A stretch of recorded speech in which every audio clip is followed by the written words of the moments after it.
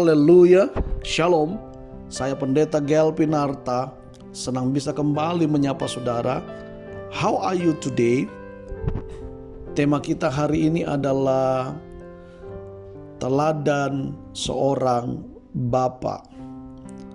Pembacaan kita terambil dalam Ulangan pasal yang ke-6, mulai ayat 1 sampai dengan ayat yang ke-25. Namun yang merupakan nats kita baca di ayat yang ke-7. Demikian firman Tuhan.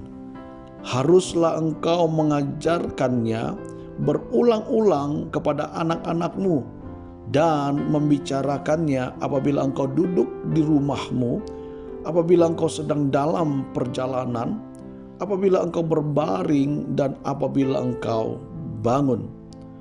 Saudara yang dikasihi oleh Tuhan, ada seorang anak ketahuan sedang mencuri mangga tetangganya. Tetangga tersebut sangat marah dan berkata, "Awas ya, kamu masih kecil sudah berani mencuri. Aku akan saya laporkan kepada bapakmu supaya kamu dihajar." Dan saudaraku, tiba-tiba si anak menengok ke atas pohon dan berteriak, "Pak, Bapak, cepat turun, kita ketahuan."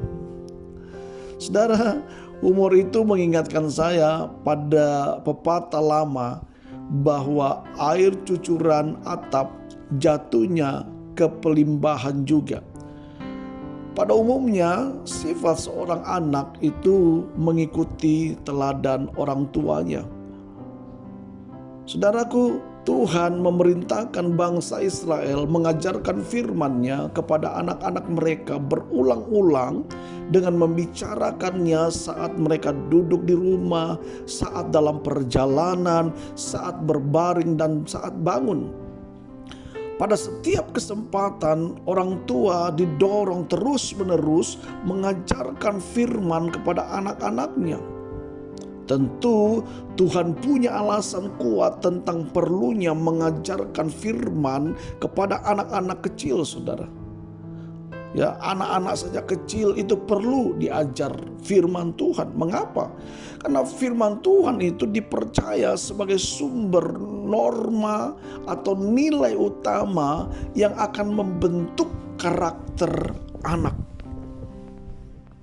Rasul Paulus pernah mengingatkan para bapak di jemaat Efesus agar tidak membangkitkan amarah di dalam hati anak-anak mereka.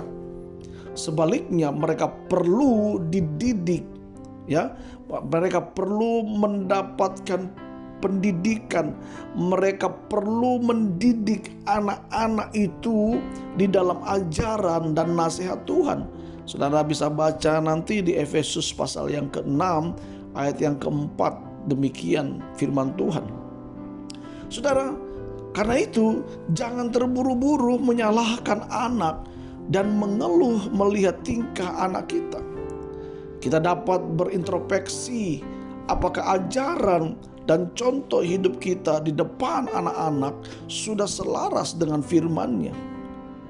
Karena itu saudara, berdoalah agar mereka diubahkan melalui ajaran dan contoh dari hidup kita. Apa yang kita dapatkan dari renungan How Are You Today hari ini, saudara? Bahwa ajaran yang disertai dengan contoh hidup akan melekat kuat dan berkesan pada anak-anak.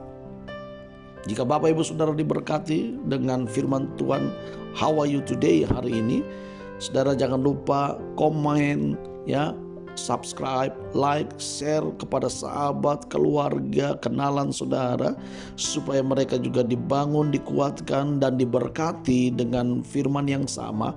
Dan kalau saudara membutuhkan dukungan doa, saudara bisa menghubungi di nomor telepon 081 3300 3330. Kita percaya bahwa bersama dengan Allah kita cakap melakukan segala perkara. Dan saya Pendeta Gelvin Arta, Tuhan Yesus memberkati kita. Amin.